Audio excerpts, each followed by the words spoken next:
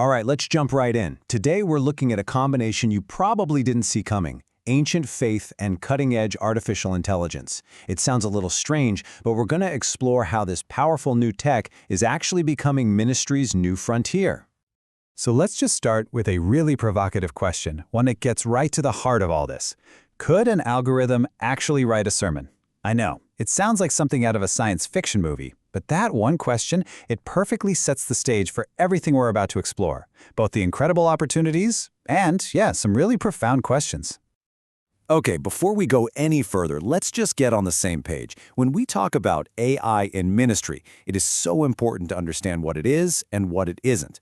What it is are basically practical tools. We're talking algorithms that are great at recognizing patterns and generating content, but here's what it isn't. It's not a sentient, conscious being. And let's be crystal clear, it is absolutely not a replacement for the Holy Spirit, not even close. You gotta think of it as a really smart assistant, not a new deity.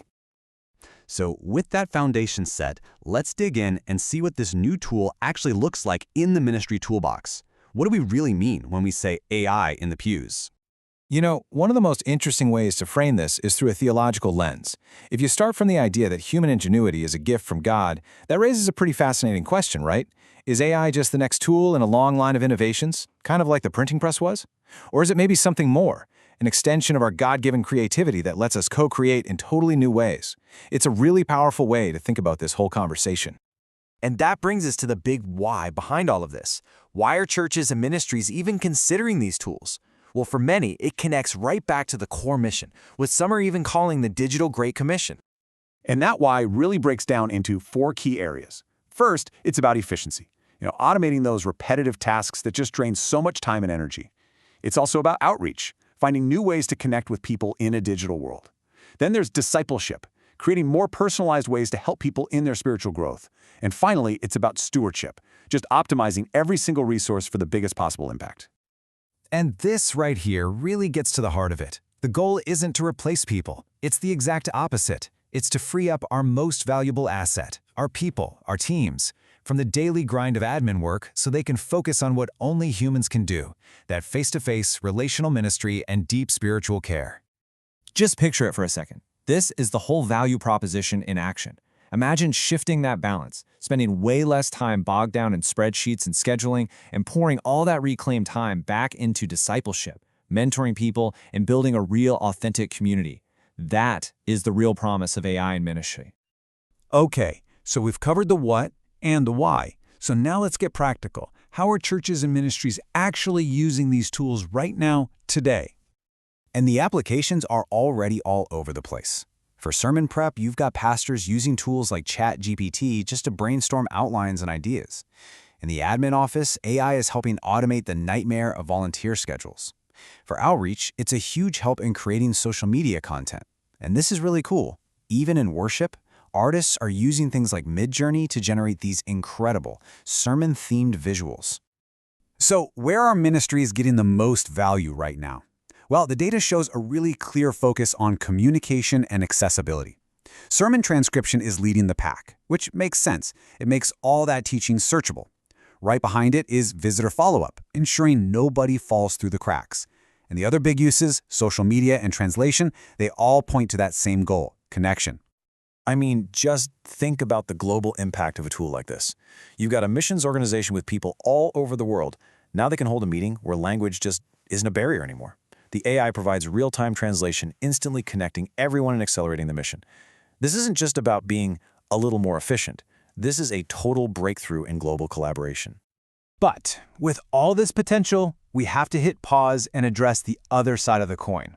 It's time to pivot from the practical stuff to the really profound and navigate what is an ethical minefield. What are the big what-ifs that we have to confront? Because you know the saying, with great power comes great responsibility. And it is so true here. This technology is incredibly powerful, so we have to ask, what are the potential pitfalls? Where could this all go wrong if we're not being really careful and discerning? The sources point to 5 huge red flags we've got to consider. First is bias. An AI trained on biased human data will just produce biased results. It amplifies our own flaws. Then, privacy. This is non-negotiable, especially with sensitive congregant data. Then there's authenticity. Where does that line between assistance and just deception? We also risk human displacement, devaluing the unique role of human empathy. And finally, accountability. When an AI messes up, who's responsible? It gets complicated really fast. So how can ministries navigate these risks? Well, the source material proposes a really clear 5-step framework. 1. It has to be purpose-driven. It's got to serve the mission, not just be a novelty. 2. It must be human-centered, always augmenting people, never replacing them. 3. It needs to be ethically grounded in core values like truth and justice. 4. Be transparent and just be honest about where AI is being used. And 5, and this is key, it has to be accountable. The buck always stops with a human. So all of this really leaves us at a crossroads. As this tech becomes more and more a part of our world, the real question is, how do we move forward as wise and faithful stewards of this future? And this is the ultimate vision. The real promise of AI isn't just about doing old things a little faster. It's about enabling a fundamental shift in how ministry gets done.